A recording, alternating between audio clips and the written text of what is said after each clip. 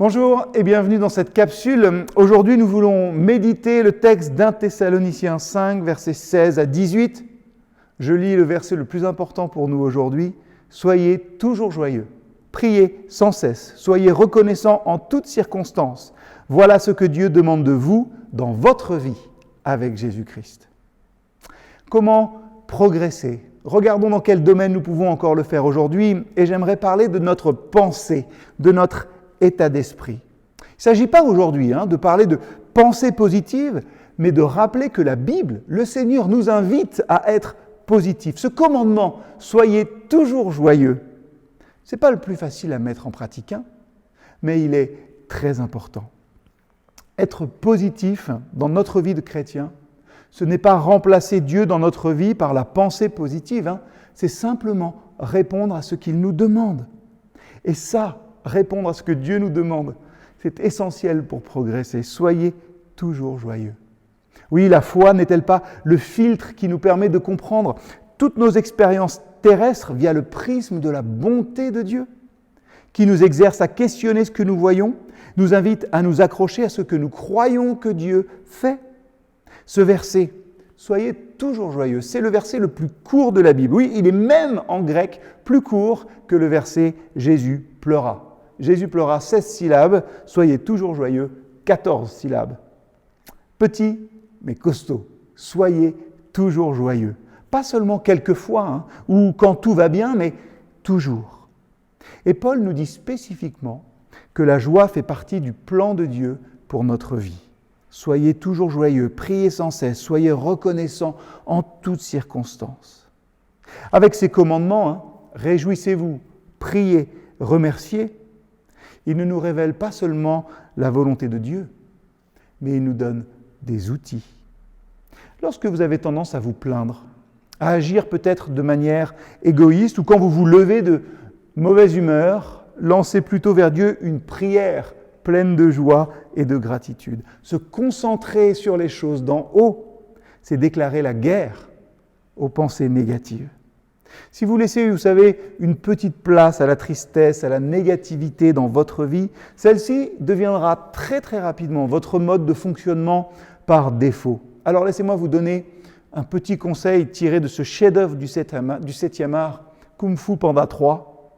Avant la bataille des poings, doit venir la bataille de l'esprit. Peut-être ça vous fait sourire, mais vous ne vous réveillez jamais en vous disant « Oh là là, j'ai vraiment envie de passer une mauvaise journée aujourd'hui. » Sans doute pas. Mais on a la fâcheuse tendance de penser à tout ce qui ne va pas plutôt qu'à tout ce qui va bien et de ruiner ainsi notre journée. Penser positivement pour un chrétien, c'est pas « je crois que ça va bien passer, donc ça va bien se passer ». Rappelez-vous que Dieu est un Dieu qui oint d'huile votre tête, que sa bonté, sa miséricorde vous accompagnent tous les jours de votre vie et qu'il vous prépare une table. C'est le psaume 23. Mais rappelons-nous aussi que la table qu'il nous prépare est dressée face à nos ennemis. Ce qui présuppose, c'est vrai, que nous avons des ennemis. Et on en a intérieurement, spirituellement, professionnellement, personnellement. Le roi David a dit un jour: « Que deviendrais-je si je n'avais pas l'assurance de voir la bonté du Seigneur sur cette terre où nous vivons ? Compte patiemment sur le Seigneur, sois fort et reprends courage. Oui, compte patiemment sur le Seigneur. » Psaume 27, versets 13 et 14. La bonté ultime de Dieu. Voilà ce qui était dans le cœur de Paul, ce qui était dans le cœur du roi David, ce qui était dans le cœur de Paul quand il a demandé aux Thessaloniciens « Soyez toujours joyeux, priez sans cesse, soyez reconnaissants en toutes circonstances. » Vous avez remarqué, il ne dit pas d'être reconnaissant pour tout. C'est important de dire que vous n'êtes pas supposé être reconnaissant pour la mort, les abus, les ruptures, le chômage, etc. Ces choses ne sont pas bonnes.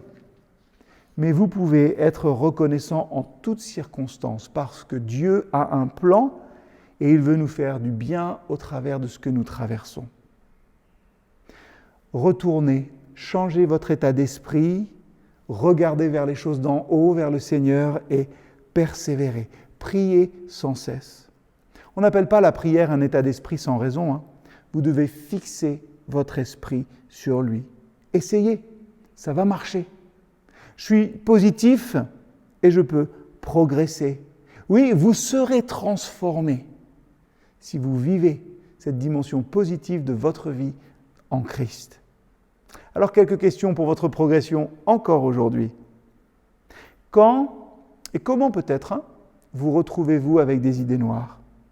Et quel est votre plan d'urgence quand les gens essaient peut-être de briser votre enthousiasme?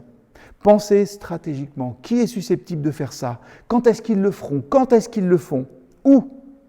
Pourquoi est-ce qu'à partir d'aujourd'hui, ils ne réussiront plus? Comment allez-vous défendre votre état d'esprit? Soyez toujours joyeux. Seigneur, débarrasse-moi aujourd'hui de mes pensées négatives. Tu les connais. On ne peut rien te cacher. Fixe mon attention sur ce qui est bon, agréable et parfait. Toi, mon Seigneur. Garde mon âme de la négativité et remplis mon cœur de reconnaissance. Amen.